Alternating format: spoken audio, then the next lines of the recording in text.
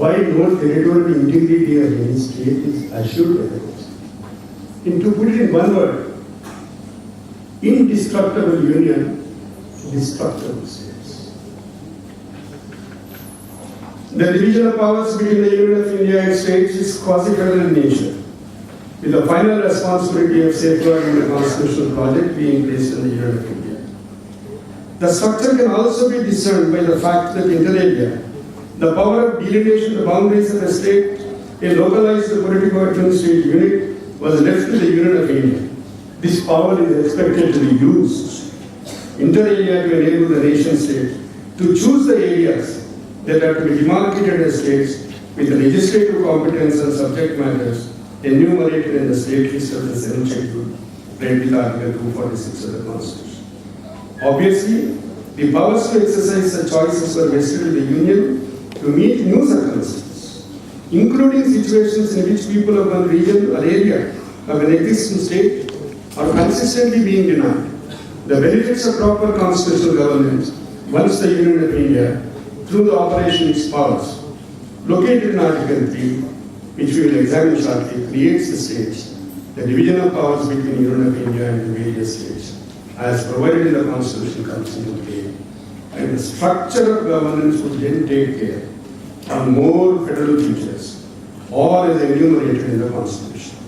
This implies that the powers to create a new state or alter the boundaries of an existing state, or increase or decrease the area of a state, or change the name of a state, are all prior in stature to the subsequent division of legislative competencies.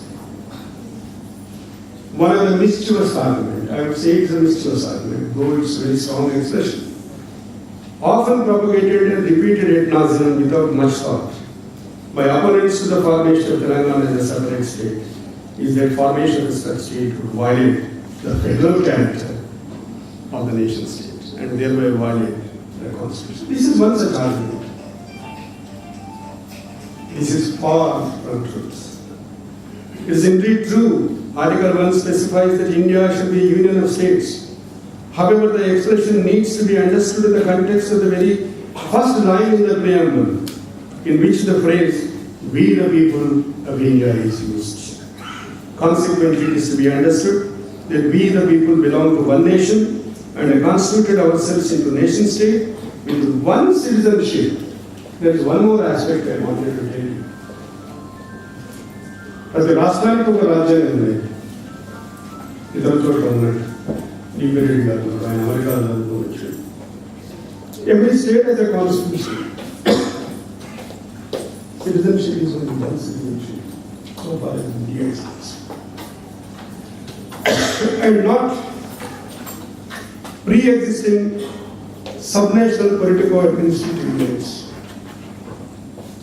As explained by Dr. Babasaheb Ambedkar, the word union was chosen to indicate that the Indian Federation is not the result of any agreement of the units. మనం ఒక సమాఖ్య ఏర్పడేటప్పుడు union form అయ్యేటప్పుడు ఒక్కొక్క state వచ్చి కూర్చొని మేము కూడా ఈ యూనియన్లో జాయిన్ అయ్యామని ఎవరు చెప్పలేదు. Unlike in what happened in the United States. Two, that the component units have no freedom to secede from it. ఒకవేళ అధికారం యూనియన్లో జాయిన్ కావాలన్నా లేదా అనేది ఇస్తే మరి యూనియన్లో జాయిన్ కాకుండా ఉండేటువంటి అధికారం ఉంటుంది, పోవడానికి లేదు. That is exactly the bone of contention when Hyderabad state was to be matched into the union. One such attempt was made. It failed. While the definition of India as union of states indicates the important role that states, local political administrative units have to play in governance of the people living in different regions of the country, the union itself not being the result of an agreement of the units,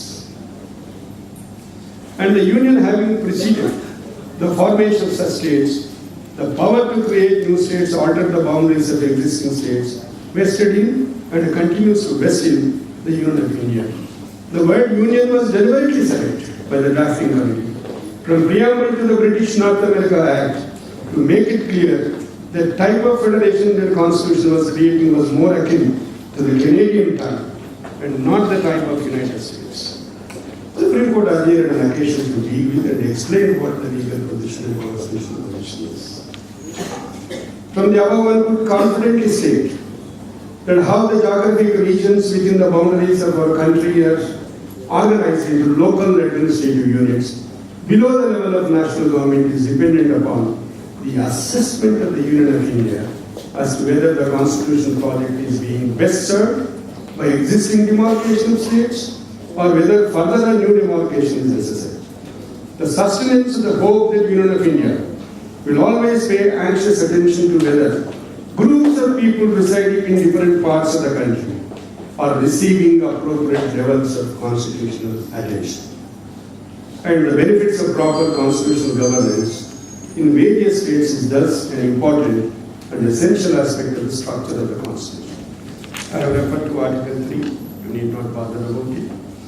The text I am referring to is of Article 3, clearly indicates the power of widest amplitude that are vested in the Union of India.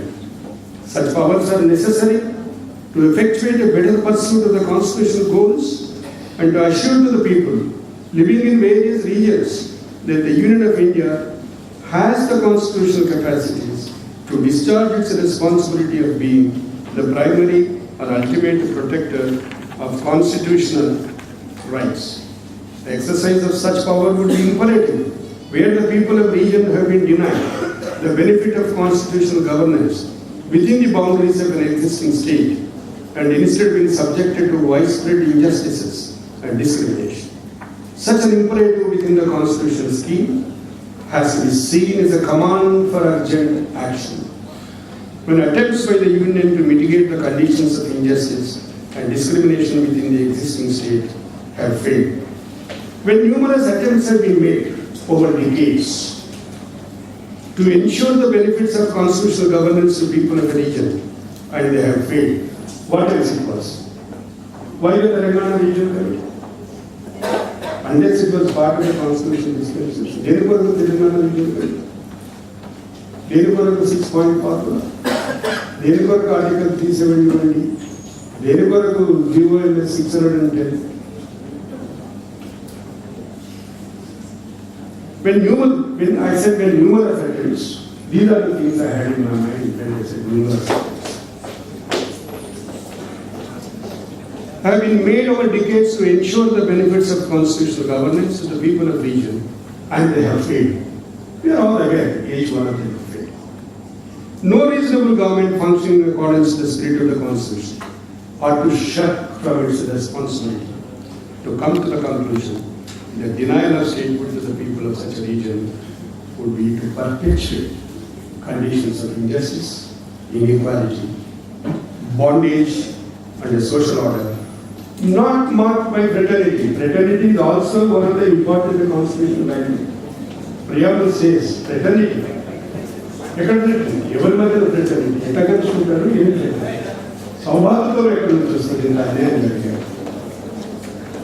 Not marked by fraternity or conducive to human dignity. The failure to act in such circumstances would be to ignore the Constitution and undermine its very moral authority. That would be tantamount to a clear fraud on the face of the Constitution. One of falsehood propagated, I'm dealing with the second argument. Those opposed to grant of state for Telangana has been that the demand for Telangana constitutes a threat to national integrity, especially the territorial integrity of the country.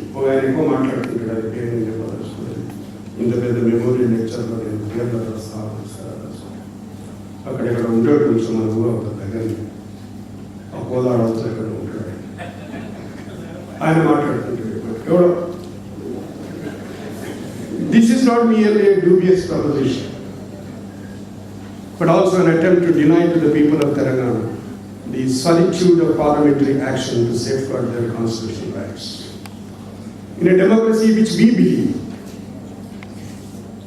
we are, the wishes of the people are essential elements of what is considered by constitutional functionaries, such as President and institutions of constitutional government, such as the Parliament. to declare as a knee-jerk reaction to the very demand for Telangana as remotely anti-national is to deny the opportunity to the people of Telangana to express their views regarding how the promise of constitutional governance and the hope of achievement of the goals of fraternity and human dignity marked by conditions of justice, liberty and equality are being denied to them within the political administrative unit called Andhra Pradesh. When such a knee-jerk reaction translates into brutal action, one of the victims is here present. By the apparatus of the state against the protagonist of statehood for Telangana, it would be reasonable to conclude that the constitution is being denuded of the sanctity of democratic participation of the people and also its moral heritage. For a body allegedly functioning as a committee of inquiry on behalf of the central government, all of you know, I didn't like to name the committee's name. What I'm referring, you know that. Fortunately or unfortunately, he happens to be a farming colleague. To recommend measures, he once met me. Only once he met me at the airport and asked for my reaction. I said, are you prepared to hear? Yes, I really want to. I said, hundreds and thousands of people meet me when I go to Hyderabad. But there was not a single person, including for whom you have written this report, saying that the report is good. Then he having kept quiet for a minute, next question was, me abhiprayam. చెప్పకపోతే మంచిది చెప్పండి అంటే ప్రజాభిప్రాయమే నా అభిప్రాయం.